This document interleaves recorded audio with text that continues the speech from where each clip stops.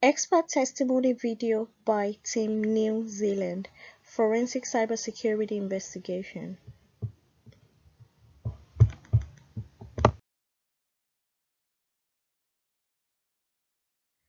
A witness is qualified as an expert to testify by knowledge, experience, training, skill, or education. Expert testimony should be based on data and facts and should employ reliable scientific methods and principles to help the panel of federal judges determine the case. Capral 2018.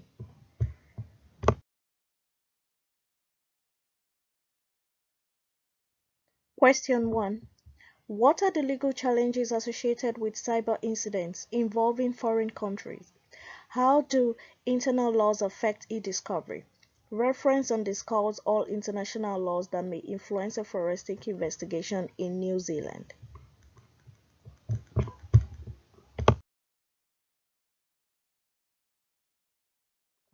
In foreign countries, where the speed of updating national criminal law to prosecute new forms of cybercrime is relatively slower in comparison to the rate of cybercrime, efficacy in investigation is hindered.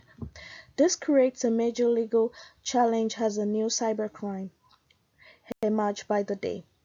But there are no up-to-date laws to prosecute these crimes. Delays in recognizing abuse to technology by the justice system is a major challenge in combating cybercrime. Another major challenge is associated with maintaining the integrity of fragile digital evidence inherent of poorly developed handling procedures. Differences in international laws, rules, cultures, and languages may affect multinational e-discovery, data privacy litigation, and arbitration. These laws regulate the control of data. Handling of digital evidence by non-technical law enforcement may lead to its deletion.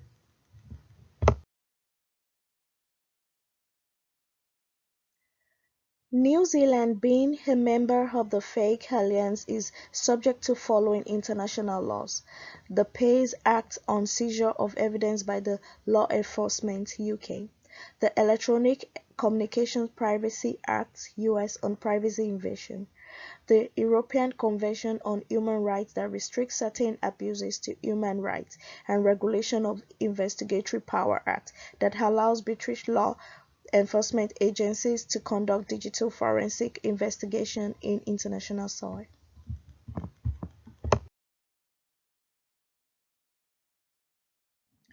Question 2.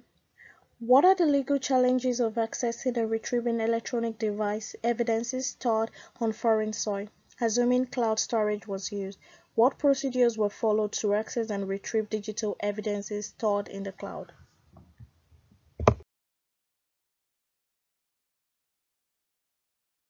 Jurisdiction limitation is the major challenge when it comes to retrieving digital evidence in foreign soil. In accordance with the ACPO guideline and the New Zealand Search and Seizure Guideline for retrieving digital evidences from the cloud, and the following procedures were used. We identify the scope, which is the legal authority, and the investigation boundaries necessary to prevent conflict. We then identify the necessary tools required. We create, install, and set up Google Drive account with uploaded datasets. From there, we run token identification, extracting account package. Thereafter, we collect the necessary forensic data and analyze it for presentation.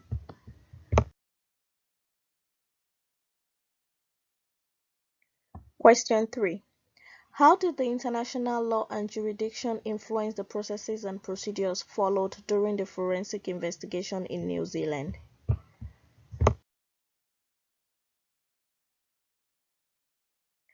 The international laws and jurisdictions were both beneficial to some points and disadvantageous at other points. With regards to the formal, international laws guided collaborative efforts with regards to sharing dissemination of cyber intelligence, which led to the identification of IP addresses from whence the ransomware attack was launched. Jurisdiction barriers, however, made us stand bystanders with the New Zealand Cybersecurity Unit taking the lead in all investigation.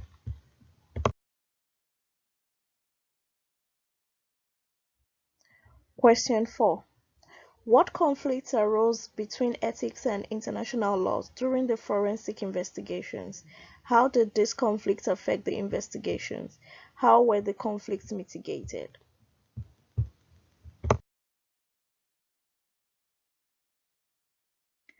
Ethical considerations are important but sometimes conflict with prevailing laws. With regards to our investigation, the Electronic Communications Privacy Act (ECPA) was in direct conflict with the Ethical Dilemma of Disclosure (NCR 2009). The conflict was such that sharing cybersecurity intelligence was a direct violation of the ethics of confidentiality of private citizen data. The conflict caused delays in investigation until an efficacious solution agreeable to the parties were reached through a unified thought process. Law prevailed over ethics by using the United Nations Convention Against Transnational Organized Crime.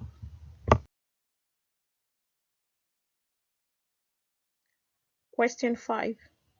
What steps were taken to protect United States soil and citizens during the international investigation? Describe any risk to the country, businesses, or citizens from your investigation.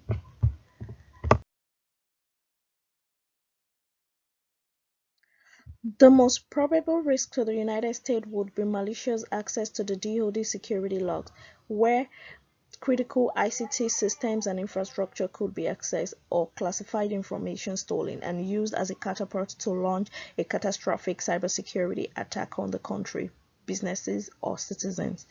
Privacy controls and procedures in accordance to NIST Special Publication 853, NIST 892 Guide, and CNSSP 18 National Policy on Classified Information Spillage were strictly adhered to in order to safeguard critical U.S. cybersecurity information from potential cybersecurity breach.